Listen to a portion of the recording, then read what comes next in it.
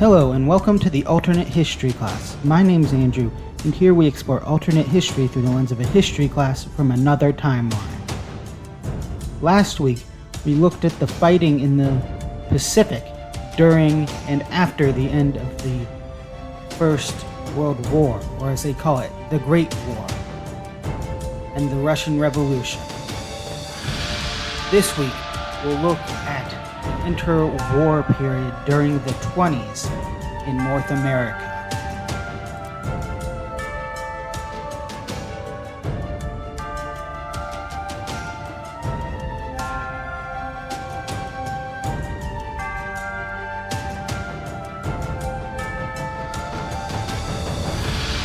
All right, everyone. Let's dive into our first look at the interwar period. We'll be covering the 1920s today. We'll start with the North American victor in the Great War, that being the United States, of course. Now, this will start on a bit of a grim note for the United States, as early on into their tenure as the hegemon of power in North America, the man who many attributed this rise to, this new age of American glory, would pass away as on January 6, 1919, Theodore Roosevelt would pass away in his sleep. Many saying that was the only way that death could take him, because any other way, Roosevelt would fight onwards. Roosevelt would have taken death and made him wait until Roosevelt was ready if death hadn't come for him in his sleep. This led to Roosevelt's vice president, Calvin Coolidge, taking the presidency at that point. One of the first major things that he did was 1 year later renaming Washington, D.C., as it was known, to Roosevelt, District of Columbia, on the first anniversary of Roosevelt's death. This obviously being not just a tribute to who many viewed as the greatest American president at the time, and who many nowadays still view that way. Not just a positive political story for him to win goodwill with the people, but it also did what many were happy to do and took the name of a Virginian off of the now capital of the United States. Now, nominally, the capital, the administrative center, was still in Franklin, but the United States wanted to reclaim its old capital as quickly as it could, even though it clearly needed a lot of work done due to the devastation that it took during the war, being on the front line. Being on the front line for so long. He would also establish in 1920 the Columbian Trade Union. Now, this, still around today, is a U.S.-led trading bloc. Was designed much like Middle Europa, but for the Western Hemisphere. The U.S. would bring in, obviously, all its new Caribbean territories, as well as Quebec, but other nations would join as well, including the Confederacy at one point, and many other South American nations such as Brazil, Peru, Argentina, Chile. And this was a way for the U.S. to assert its dominance through its economy, as it was the major industrial power. Now, before we dive into the election of that 1920 year, we need to look at something that occurred during this time period called the Red Scare. Now, due to the rise of the Soviets in Russia and their attempt to take over the country, and the vocal support that many, admittedly further left members of the Socialist Party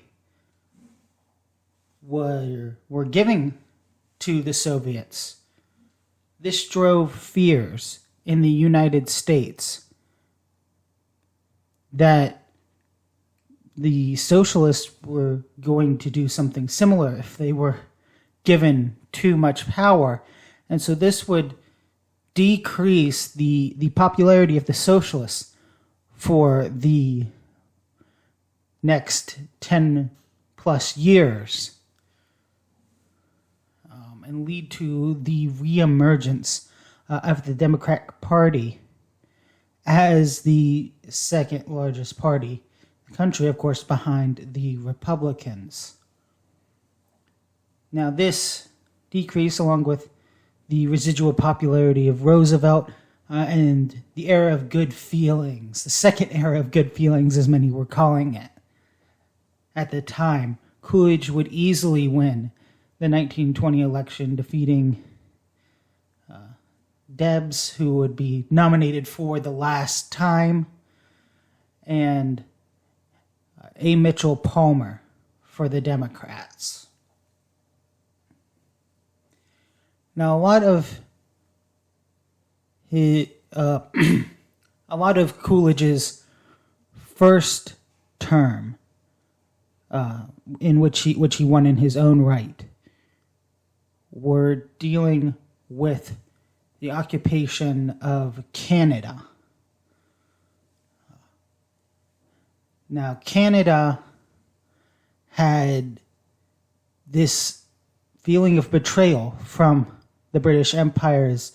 The British, they felt, had just kind of given them up to kind of save themselves, as it were. But this did not make them love their new American occupiers. And there were rough years to start things out. From the beginning of the occupation, during the war, and through the official occupation from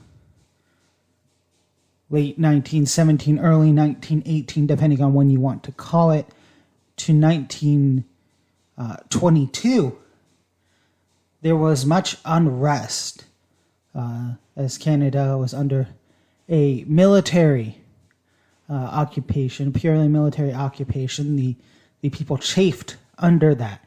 And so in 1922, Coolidge appointed a man who had a great deal of popularity and was known for his charity work, but had been wanting to get into the political sphere.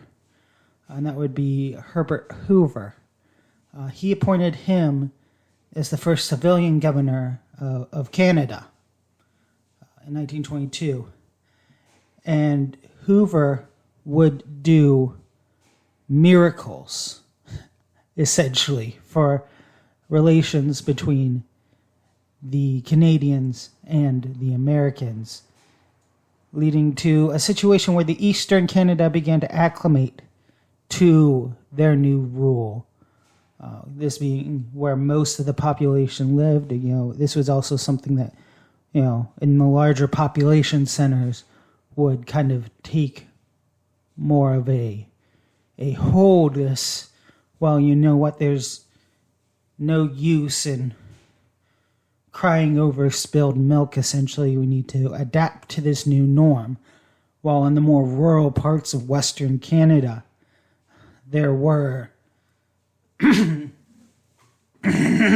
excuse me, there were more people who were just disgruntledly taking this on. They were just more tolerating this situation for the time being, but were looking for the first opportunity to rise up against the Americans.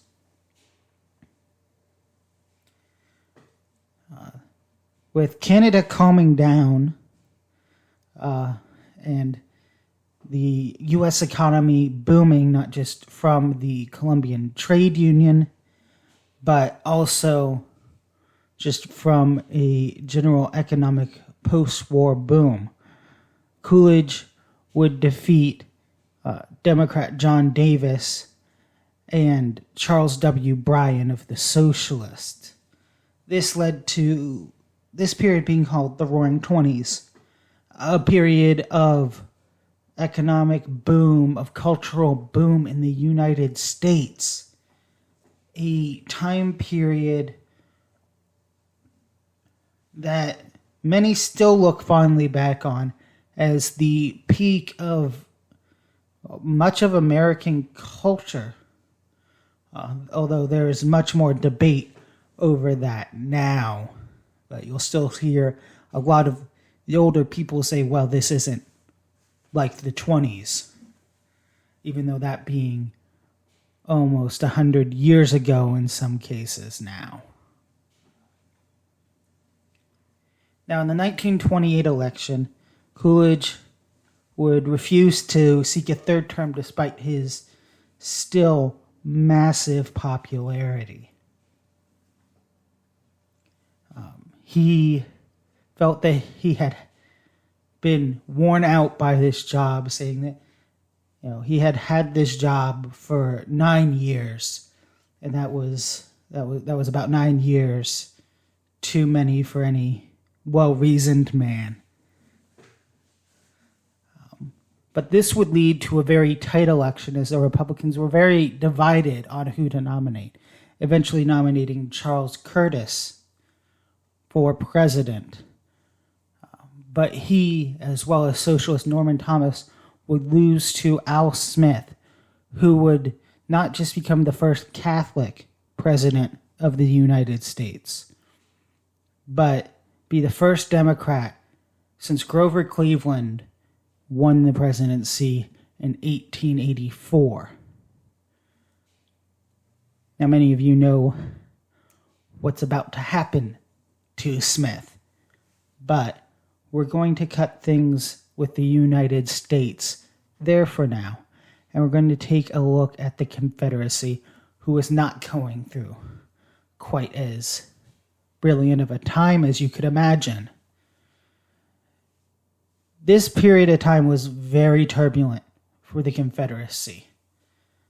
President Steagall was absolutely humiliated politically, and he became very unpopular, as many blamed him for the losses of the war, for the losses of Maryland, D.C., Kentucky, and just the general humiliation that the Confederacy had received at the end of the war, having lost. The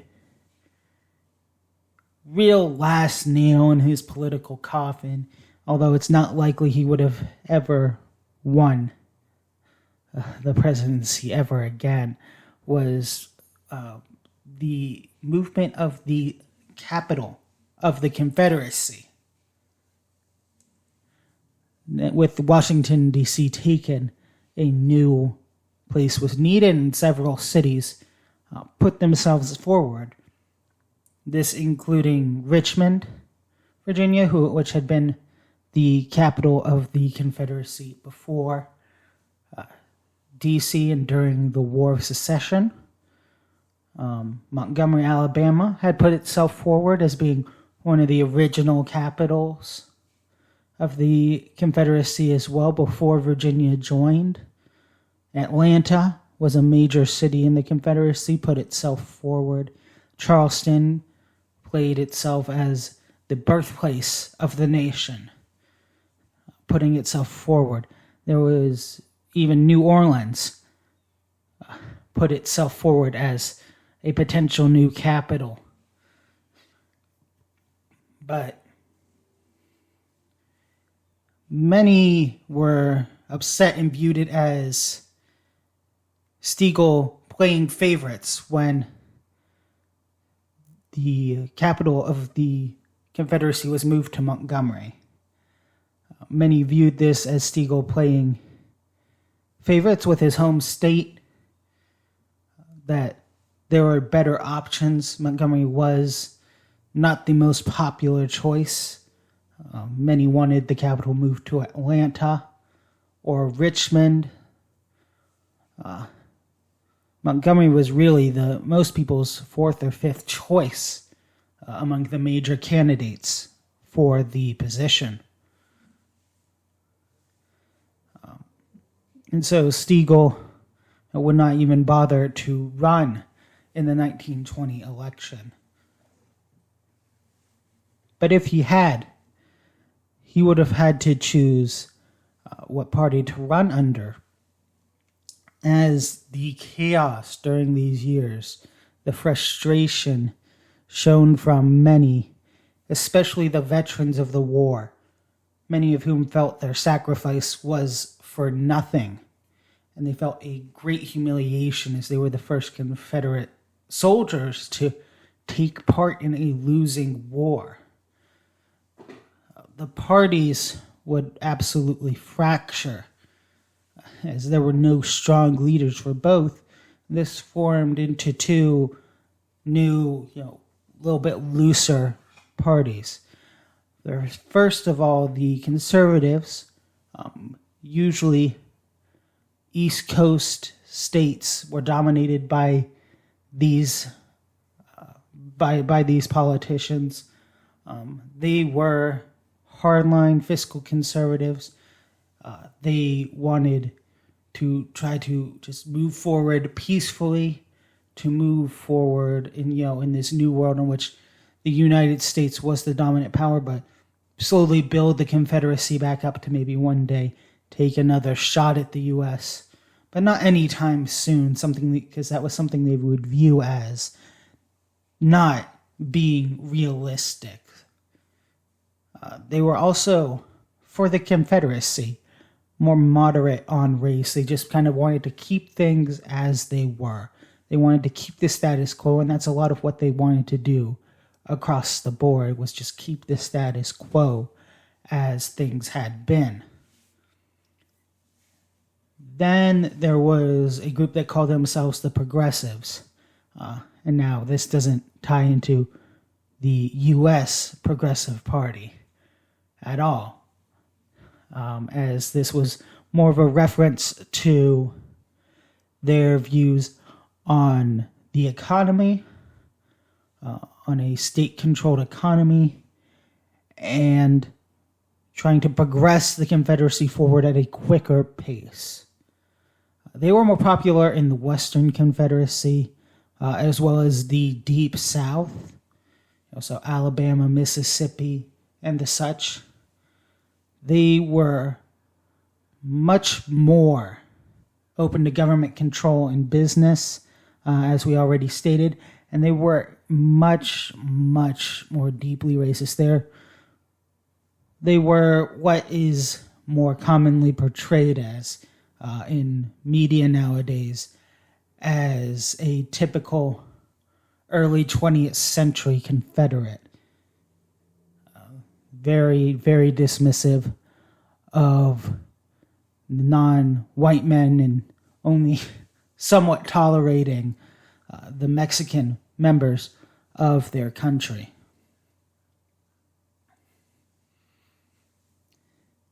The 1920 election was the first election with these two new parties, and would be an extremely close and tight election. as neither party, was particularly well established or particularly popular at the time. And that would see Richard C. Watts defeat James K. Vardaman as president, and would see the Conservatives also take a narrow control in the Confederate legislature as well. Watts being conservative, Vardaman being a progressive. And again, this was a very close, very tight race.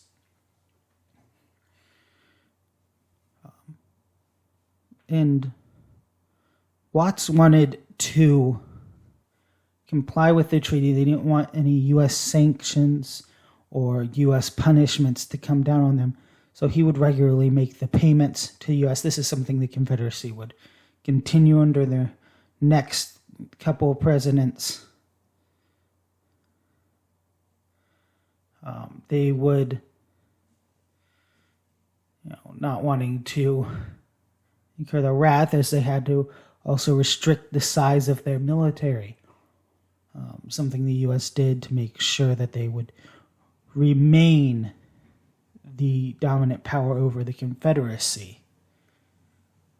But one very controversial thing that Watts did do was joining the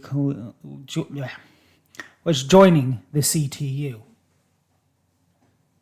This, like I said, was highly controversial and really harmed his re-election chances, and it's viewed by many as a nail in the coffin. Now, the reasons he joined were obvious. This would increase the market for Confederate goods. It would allow Confederate textiles and tobacco to reach new markets, some cases markets that they hadn't been able to really penetrate before.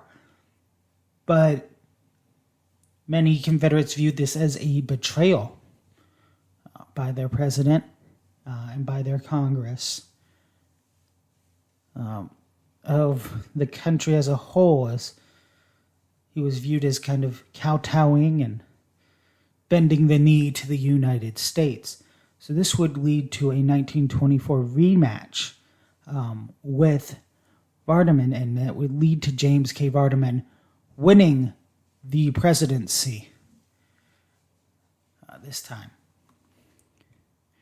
Now, one of the biggest things that Vardaman did as president was restricting the rights that blacks had. As we know, they had very limited reforms under Woodrow Wilson.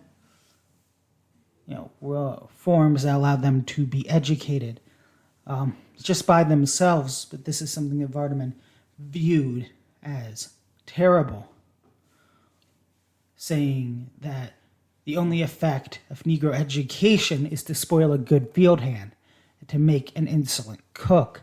He viewed the blacks as so far below the whites that all they were good for was that manual labor and those servant-like labor jobs that were viewed as the Confederacy as a black man's job.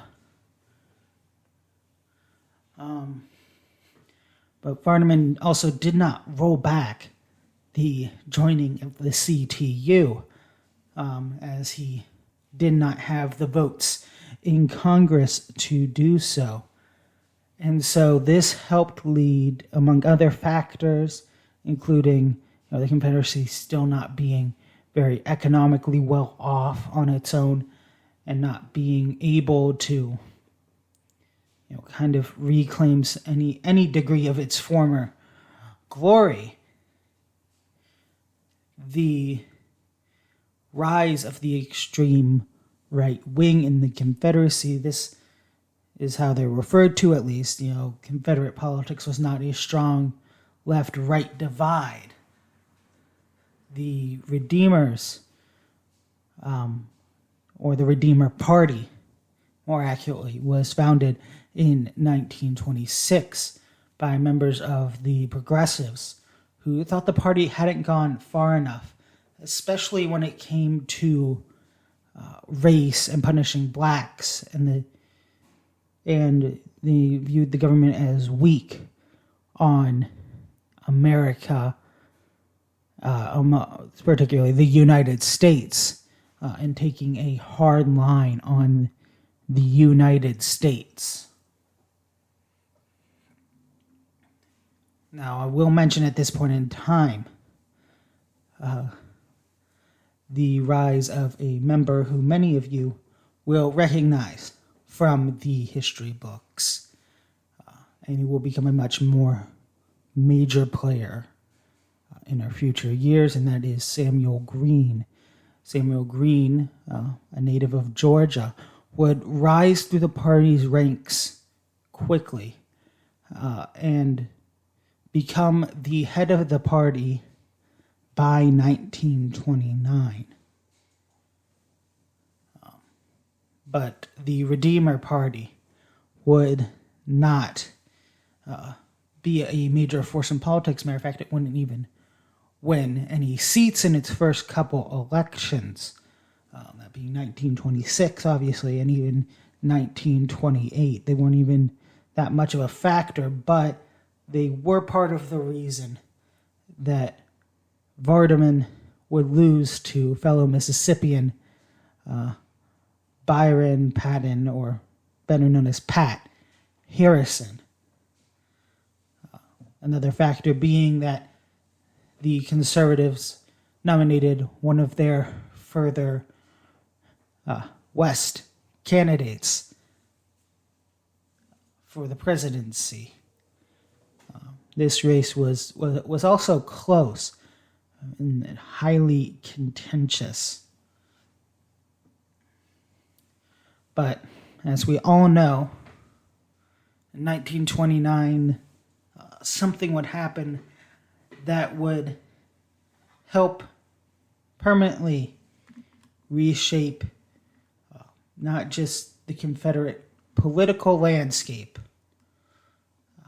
but the economic state of the world, and would lead to the rise of many different ideologies throughout the world. As next time we will look at how the Great Depression affected us here in North America, and how Europe was also affected in the rise of the ideology of fascism, something that would play a major role in the World War. But like I said, we'll do that next time.